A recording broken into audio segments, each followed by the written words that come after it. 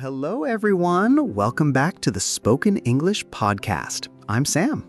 And I'm Ishani. We are so thrilled to have you tuning in today. Whether you're listening on your morning commute, at the gym, or just chilling in your room, we've got a fantastic episode for you today. Wait a second, Ishani. Did you catch what you just did right there? What did I do? Breathe? No. You said on your commute, at the gym, and in your room. You just perfectly used the three trickiest little words in the English language.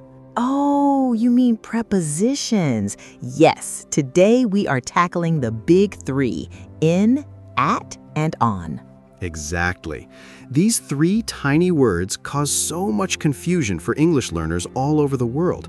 I mean, why do we say we are in a car but on a bus? It's completely wild. It really is. But don't worry, guys. By the end of this podcast, you are going to understand in, at, and on so well that you could teach it to a 5-year-old. We are going to break it down using a super simple trick called the triangle method. Ooh, the triangle method. I love this.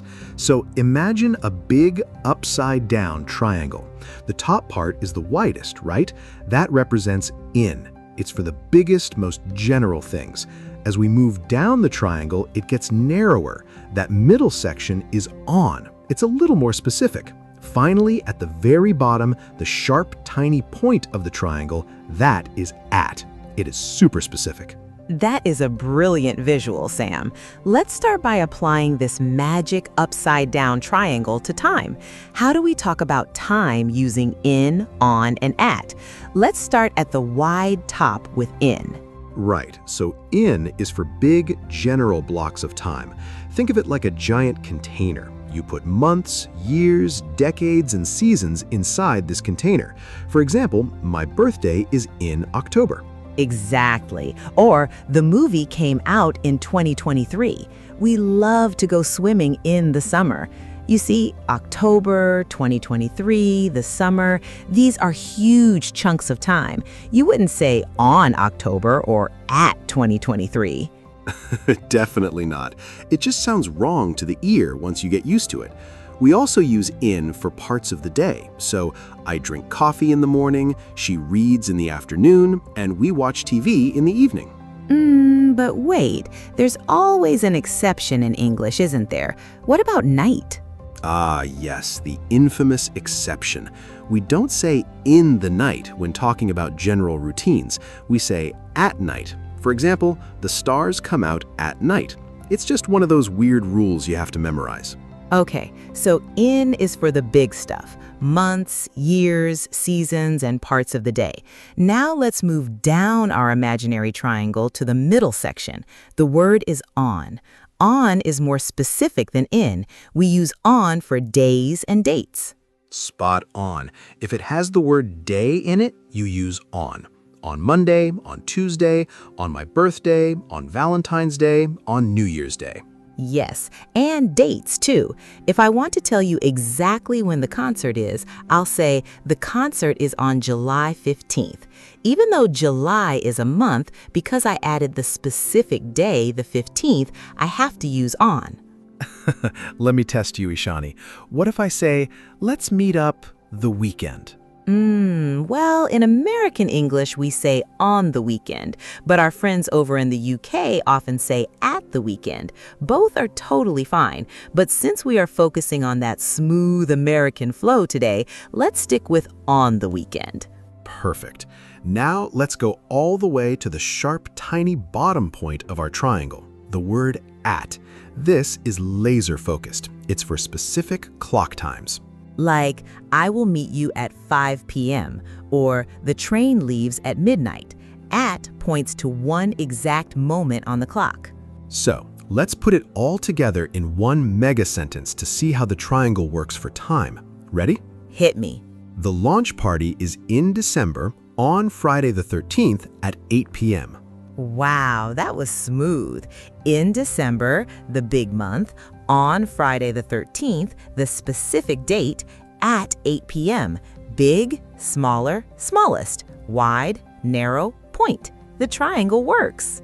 It really does. But guys, don't relax just yet. That was just time. We also use in, at, and on for places and locations. But the good news? The triangle rule still works. Yes, it does. Let's start back at the top, the wide part, in.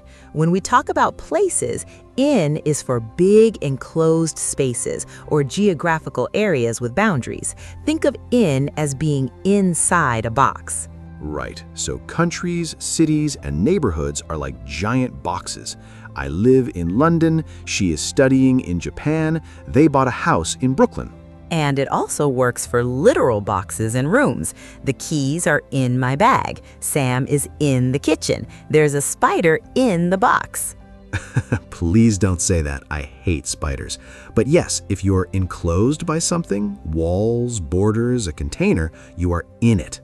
Okay, moving down the triangle to the middle, on. When we talk about places, on means something is touching a surface. Imagine a sticky note. You put it on the wall. Exactly. The book is on the table, the picture is on the wall, the rug is on the floor. It's touching the flat surface. We also use on for streets and avenues. The bakery is on Elm Street. Now here's where it gets really fun, transportation. Sam, earlier you asked why we say in a car but on a bus. Do you want to reveal the secret rule? I would love to. This is my favorite trick. When you're getting inside a vehicle, ask yourself, can I stand up and walk around while this thing is moving? Okay.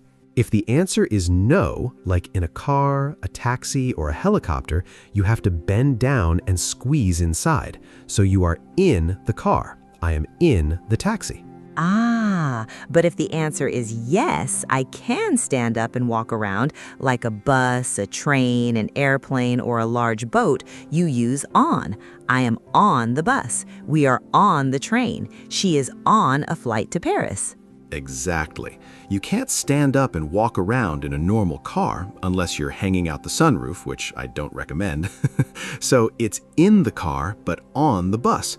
And for smaller things that you physically sit on top of, like a bicycle, a motorcycle, or a horse, you are obviously on them. That makes so much sense. The stand up and walk rule changes everything. Okay, let's hit the bottom of the triangle for places. The word at. At is a specific point, a precise location. It's like the little red pin on a Google map. Right. You're not talking about being inside a boundary or touching a surface. You're just talking about the general point on a map. I am at the bus stop. She is waiting at the front door. We had dinner at that new Italian restaurant.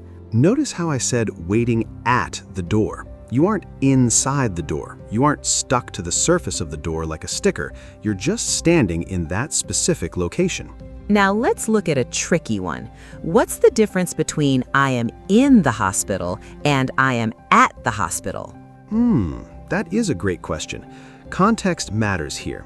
If you say, I am in the hospital, it usually means you're a patient, you're admitted, lying in a bed, you are inside the box of the hospital system. Yes, but if you say, I am at the hospital, it means you're just visiting someone or you're standing right outside the building. It's just your location on the map. The same goes for school. She is in school means she's enrolled as a student. She is at school means she's physically located on the campus right now. Wow, English is fascinating, isn't it? It's all about these tiny little shifts in perspective. Let's do a quick lightning round to test our listeners. I'll throw out a word, you give the preposition, Ishani. Ready? Ready. Bring it on. A specific address, 123 Main Street. At 123 Main Street, because it's a specific map pin. Correct. A page in a book. On page 42, because it's a surface you're looking at. The internet. Oh, on. I saw it on the internet, or on Instagram, or on YouTube. We treat digital screens like surfaces. Brilliant. Taxi. In. Get in the taxi, because I can't stand up and walk around inside it. Nailed it. You guys listening at home, how did you do? If you made some mistakes, don't worry. Just rewind this episode, grab a notebook, and draw that big triangle. In, on, at. wide, narrow, specific. That's right. The more you listen to native speakers, the more these words will just naturally sound right to you. You won't even have to think about the triangle eventually. Well, that wraps up our deep dive into in, at, and on. We hope this was helpful. If you enjoyed this episode, make sure you hit that subscribe button, leave us a comment, and share it with a friend who's also learning English. Thank you so much for hanging out with us today. Keep practicing, don't be afraid to make mistakes, and we will catch you in the next episode of the Spoken English Podcast. Bye, everyone.